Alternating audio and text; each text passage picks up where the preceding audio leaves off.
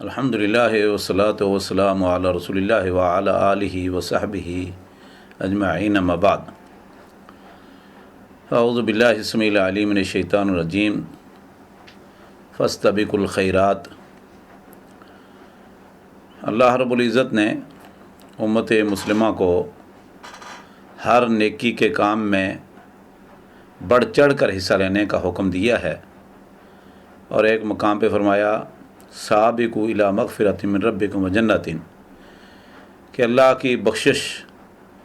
اور جنت کے حصول کے لیے ایک دوسرے سے مقابلہ کرو، ایک دوسرے سے آگے بڑھو۔ اور ایک دوسرے مقام پہ فرمایا سارعوا الی مغفرۃ، کہ اللہ کی بخشش اور جنت کی طرف ایک دوسرے سے آگے بڑھو، جلدی کرو،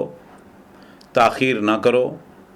اور ایسی جنت جس کی چوڑائی زمین و آسمان کی وسعتوں سے زیادہ ہے۔ تو نیکی کے کام میں مسابقت ہر مسلمان کا شیوا ہے۔ ابھی رمضان کے روزے تمام مسلمان مرد و خواتین نے رکھے ہیں الحمدللہ، اور قرآن کریم کی تلاوت، رات کو قیام اللیل، دیگر صدقات و خیرات، اعتکاف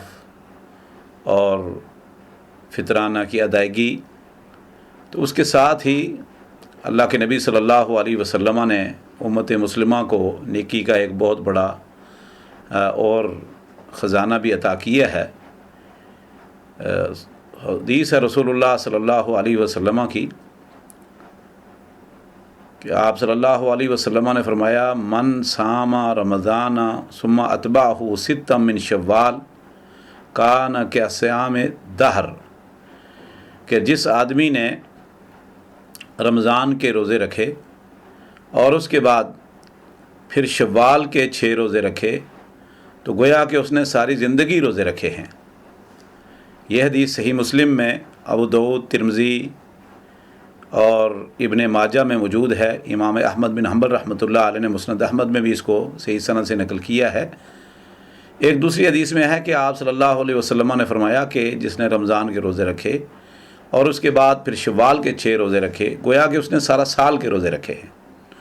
تو ایک حدیث میں ہے کہ سارا سال کے روزے رکھے، اور ایک میں ہے کہ ساری زندگی کے روزے رکھے۔ تو ان دونوں حدیثوں میں تطبیق اور ان کا جواب اور اس کی توجیح ایک دوسری حدیث میں موجود ہے، جس کے راوی ابو بردہ بن نیار ہیں، ثوبان رضی اللہ تعالیٰ عنہ ہیں، اور اس حدیث کو امام ابو داؤد رحمۃ اللہ علیہ نے اور امام نسائی نے، امام ابن ماجہ نے اپنی صحیح احادیث کے اندر نقل کیا ہے کہ رسول اللہ صلی اللہ علیہ وسلم نے فرمایا کہ جس آدمی نے رمضان کے بعد شوال کے 6 روزے رکھے، گویا کہ ساری زندگی کے روزے رکھے۔ پھر آپ صلی اللہ علیہ وسلم نے فرمایا کہ اللہ تعالیٰ فرماتے ہیں من جاء بالحسنۃ فلہ عشر امثالھا، کہ جو آدمی ایک نیکی کرے گا ہم اس کی ایک نیکی کو 10 گنا بڑھا دیں گے، اس کو 10 نیکی عطا کریں گے۔ تو اللہ کے نبی صلی اللہ علیہ وسلم نے یہ آیت تلاوت کر کے فرمایا کہ رمضان کے 1 روزے اس آیت کے مطابق 10 ماہ کے روزوں کے برابر ہیں، کہ الحسنۃ بعشر امثالھا۔ تو اب 2 ماہ رہ گئے، تو 1 روزہ 10 روزے کے برابر ہے، تو 6 روزے 60 دن کے روزوں کے برابر ہیں۔ تو 60 دن 2 مہینے بنتے ہیں، تو رمضان کے روزے 10 مہینے کے روزوں کے برابر ہو گئے، اور یہ شوال کے 6 روزے 2 ماہ کے روزوں کے برابر ہیں۔ تو اس طرح جو شخص ہر سال رمضان کے روزے رکھے گا، پھر شوال کے 6 روزے رکھے گا، تو گویا کہ پورے 12 مہینوں کے روزوں کا اجر اس کو مل گیا اور اس کے کھاتے میں لکھ دیا گیا۔ اور اگر ہر سال ایسا ہی کرے گا تو گویا کہ اس نے ساری زندگی روزے رکھے ہیں۔ اب یہ اس نے رمضان کے 30 دن کے روزے اور شوال کے 36 دن کے روزے رکھے ہیں، تو 36 دن کے روزے یہ پورے سال کے برابر ہو گئے۔ اب 36 روزے رکھے اور پھر وہ افطار بھی کرے، کھائے پیے بھی، دنیا کے کام کاج کرے، لیکن اللہ رب العزت کے فضل، کرم اور خصوصی رحمت کے مطابق اس مسلمان مرد و خاتون کو پورے سال کے روزوں کا اجر مل گیا، اور ہر سال ایسا کرے گا تو پوری زندگی کے روزے اس کے کھاتے میں لکھ دیے گئے اور پوری زندگی کے روزوں کا اجر اس کو مل گیا۔ یہ بہت بڑا اجر و ثواب کا ایک خزانہ ہے، تو ہمیں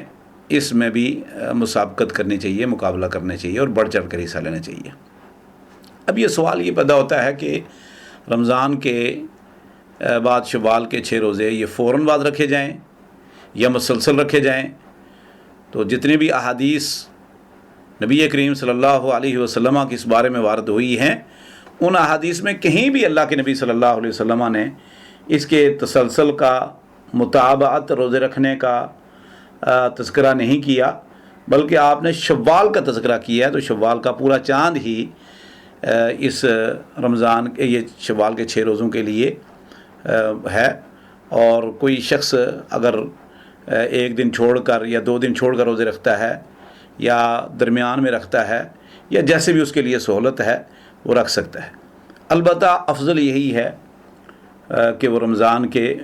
فوراً بعد 2-3 دن کے بعد یا فوراً بعد رکھ لیے جائیں، کیونکہ رمضان کے روزوں میں انسان کی عادت پڑ چکی ہوتی ہے اور صبر بھی آ چکا ہوتا ہے، تو اس لیے یہ 6 روزے رکھنے اس کے لیے آسان ہیں۔ لیکن بہرحال اسلام نے، شریعت نے ہمیں پورے شوال کے مہینے میں یہ ہمیں آپشن عطا کیا ہے کہ جب بھی چاہے ہم یہ 6 روزے رکھ لیں۔ اللہ تعالیٰ دین کو سمجھنے، اس پر عمل کرنے کی توفیق عطا فرمائے۔